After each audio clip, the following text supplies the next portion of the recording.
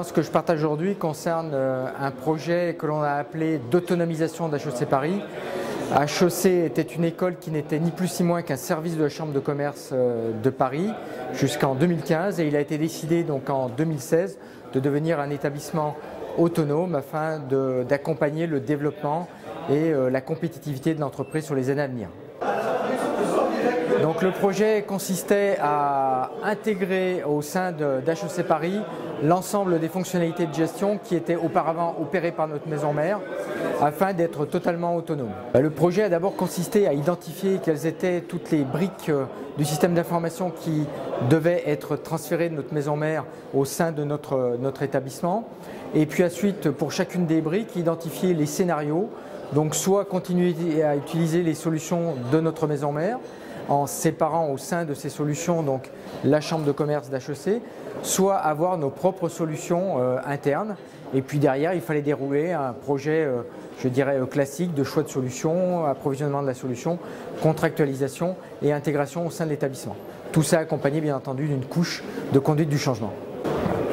Donc il y avait là-dessus deux enjeux majeurs.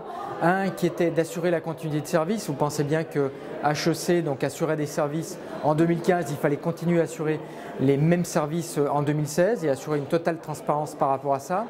Et puis un deuxième enjeu qui était d'intégrer, j'allais dire, à la fois les services mais aussi les compétences pour exploiter tous ces nouveaux services qui auparavant n'étaient pas réalisés au sein de notre établissement.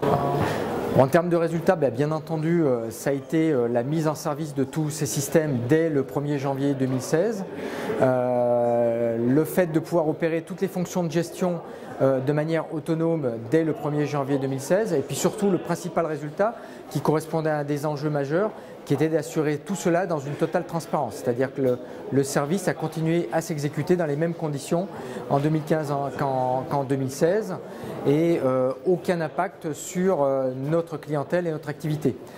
De plus, ça a permis, et comme on l'entendait et comme on le souhaitait au travers de ce projet, et ça faisait partie des enjeux majeurs, eh bien ça a permis de construire un système applicatif ou un système d'information qui va maintenant permettre d'avoir ou d'accompagner notre développement avec beaucoup plus d'agilité que ça n'était auparavant.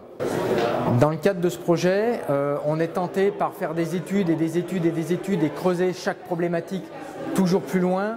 Mais à un moment donné, il faut savoir en fait s'arrêter, se dire voilà, je maîtrise mon sujet à 80 ou 90%, je vais donc prendre une décision bonne à 80 ou 90%, mais il faut que je la prenne tout de suite puisqu'on se rend compte que les 10% restants sont très consommateurs de temps et n'apportent pas forcément le niveau de qualité ou d'efficacité qu'on pouvait attendre.